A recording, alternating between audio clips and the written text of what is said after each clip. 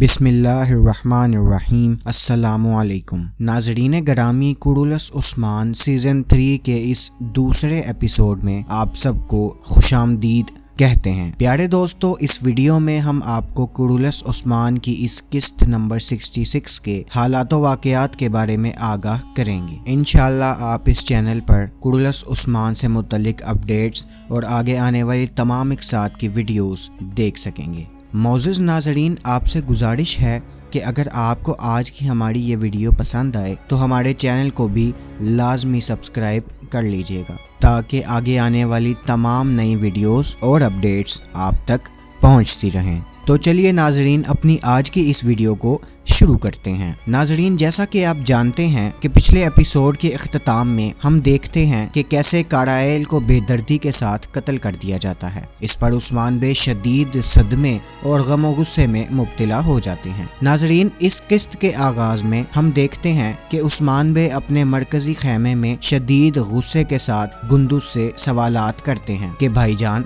वो मेरे घर में घुस आए और उन्होंने मेरे काराइल को कत्ल कर दिया। उन्होंने मेरे वफादार दोस्त मेरी सवारी को ज़िबा कर दिया और मेरे परों को काट दिया। भाईजान, इससे वो हमें ये बताना चाहते हैं कि वो हमें यहाँ नहीं रहने देंगे और वो हमारे लिए मुश्किलात पैदा करते रहेंगे। मेरे कबीले तक पहुँच जाने वालों को मेरे खेमे तक आने से कौन रोकेगा? जिन्होंने आज मेरे काराइल को कत्ल किया है वो कल मेरे ओरहान और मुझे भी कत्ल कर सकते हैं। आप सिपाहियों के सिपा सलार के तौर पर आखिर क्या कर रहे हैं? पानी सो जाता है भाईजान, लेकिन दुश्मन कभी नहीं सोता। फिर आप आखिर क्यों सो रहे थे? इसके बाद उस्मान बे गरजदार आवाज में बोरान को बुलाते हैं और इसे कहते हैं कि घोड़े तैयार करो, हम फौरन निकलेंगे और तलुए फजर से पहले तुर्गुत बे के कबीले पहुंच जाएंगे। गुंदुज बे नहायत शर्मिंदगी के साथ खड़े होते हैं। इसके बाद उस्मान बे रवाना होने लगते हैं तो गुंदुज बे को अपने साथ आने से रोक देते हैं और इनसे कहते हैं कि जो होना था वो हो गया, आप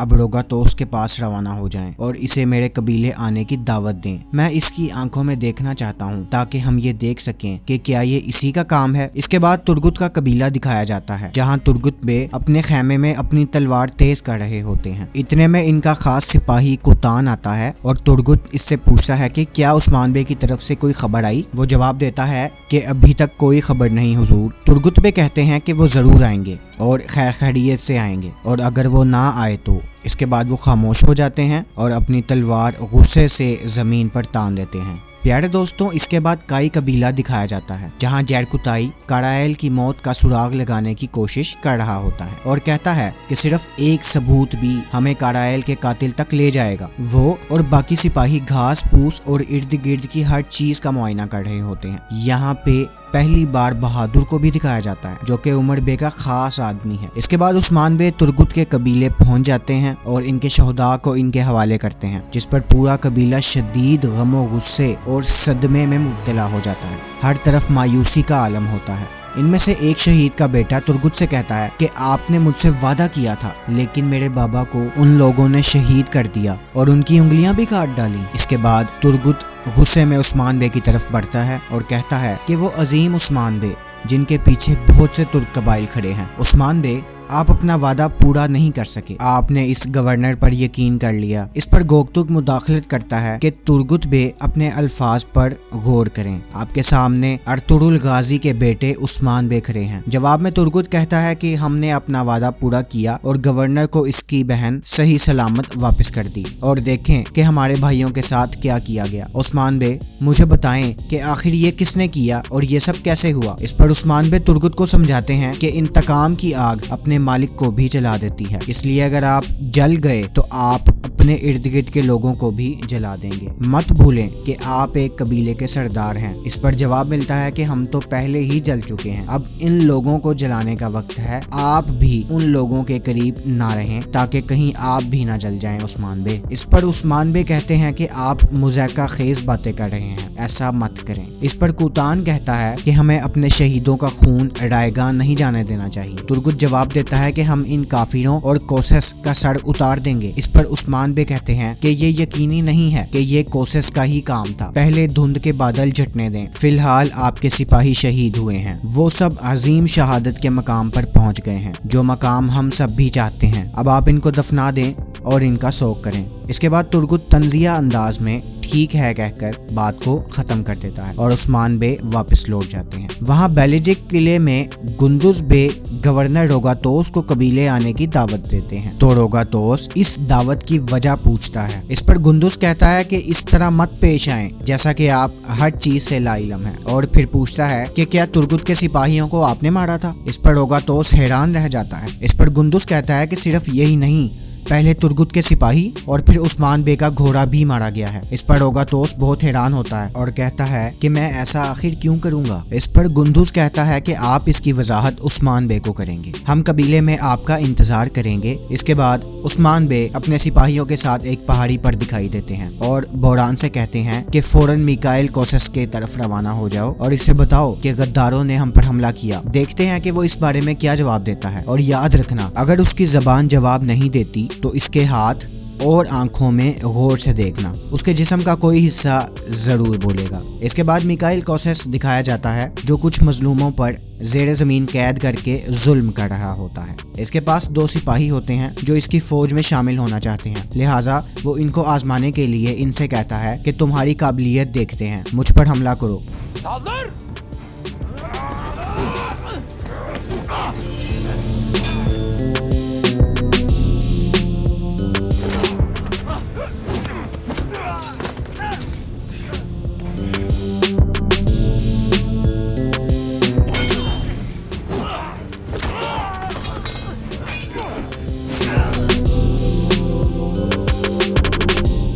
اس کے بعد کوسس کہتا ہے کہ انہیں میری نظروں سے دور کرو اور جب تک یہ مضبوط سپاہی نہ بن جائیں ان کو تربیت دو۔ تھوڑے فاصلے پر ہی کھڑی کوسس کی بہن ماری بھی یہ سب کچھ دیکھ رہی ہوتی ہے اور پھر قریب آ کر کہتی ہے آپ کی تلوار بھی آپ کی عقل کی طرح ہی تیز ہے میرے مضبوط بھائی، آپ میں تو اتنی طاقت ہے کہ بازنطین کے شہنشاہ بھی بن سکیں، لیکن پھر بھی آپ نے ترگت جیسے ایک چھوٹے سردار کو مجھے اغوا کرنے دیا۔ اس پر کوسس کہتا ہے لیکن میں نے آخر کار اپنی بہن کو صحیح سلامت واپس بھی تو لے لیا۔ اس کے بعد کوسس کا خاص آدمی نیسٹور آ کر اسے بتاتا ہے کہ ہم نے حملے کے دوران کوئی نشان نہیں چھوڑا اور ترگت کے سارے سپاہی مار دینے کے بعد اب ہر کوئی یہی سمجھ رہا ہے کہ روگاتوس نے یہ کام کیا ہے۔ اس پر ماری کہتی ہے کہ میرے پیارے بھائی آپ کی حکمت میرے ذہن کو بھی حیران کر دیتی ہے۔ اس پر کوسس کہتا ہے لیکن ہمارے سامنے اس سے بھی بڑا مسئلہ ہے کیونکہ شہنشاہ نے مجھے پادری گریگور کو ڈھونڈنے کا کہا ہے اور اب تک میں خالی ہاتھ ہوں۔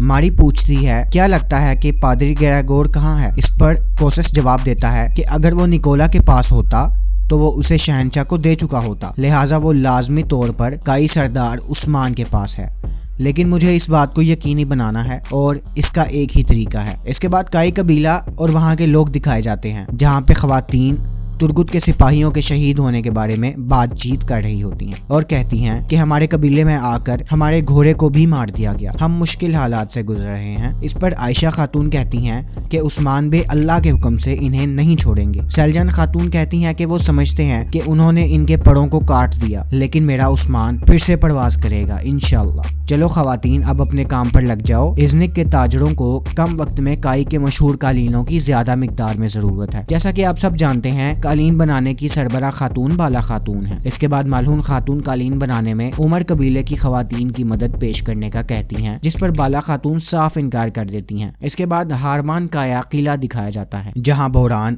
میکائل کوسس کو سارے واقعات کا بتاتا ہے اور اس پر کوسس کہتا ہے کہ اس قسم کی غداری کی توقع صرف روگاتوس لاسکرس سے کی جا سکتی ہے، اس نے یہ سارا منصوبہ بنایا اور پھر مجھ پر الزام لگا دیا، مجھے خوشی ہے کہ تم لوگ وہاں سے زندہ بچ نکلے۔ اس کے بعد بوران کہتا ہے کہ میں اپنے سردار کی طرف سے آپ سے کچھ پوچھنے آیا ہوں، کیا آپ کے پاس ان سب واقعات کے بارے میں کوئی معلومات ہے؟ کوسس جواب دیتا ہے کہ مجھے اگر کچھ پتا ہوتا تو میں اسے روکنے کے لیے اپنی پوری طاقت استعمال کرتا۔ عثمان بے کو بتانا کہ مجھے اس بارے میں کتنا افسوس ہوا ہے۔ اس کے بعد بوران کہتا ہے کہ یہ علاقہ کاتالانیوں اور تاجروں سے بڑا پڑا ہے، اگر میں اپنے سردار تک زندہ پہنچ گیا تو ضرور بتا دوں گا۔ اس کے بعد بوران واپس جانے لگتا ہے تو کوسس اسے روک لیتا ہے اور کہتا ہے کہ میں تمہیں ایسے نہیں جانے دوں گا، بیتینیا کی سرزمین ہمیشہ خطرے کا امکان رکھتی ہے۔ اس کے بعد وہ نیسٹور سے کہتا ہے کہ ان کے ساتھ جانے کے لیے ہمارے سپاہیوں کا ایک دستہ تیار کرو جو اسے بحفاظت اس کے سردار تک لے جائے۔ اس کے بعد بوران وہاں سے چلا جاتا ہے۔ دوسری طرف ترگت شہید سپاہیوں کو دفنانے کے بعد کہتا ہے ترگت بے نے کب اپنے شہید سپاہیوں کا انتقام نہیں لیا اور انہیں بیکار میں ہی مرنے دیا۔ کائی قبیلے کے سردار عثمان بے اب سیاست کے ماہر ہو چکے ہیں،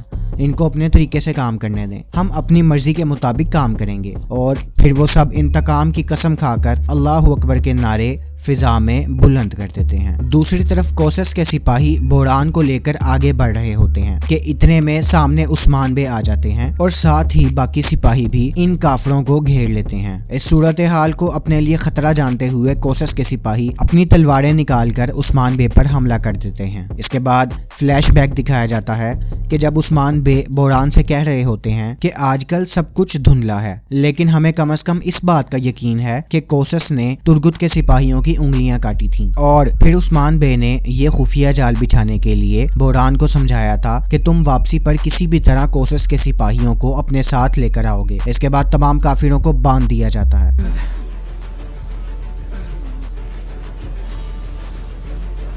اور عثمان بے کہتے ہیں کہ ہاتھ کے بدلے ہاتھ، یعنی قصاص۔ پھر عثمان بے اپنا خنجر نکال کر ان کافروں کی انگلی اور انگوٹھے کاٹ دیتے ہیں۔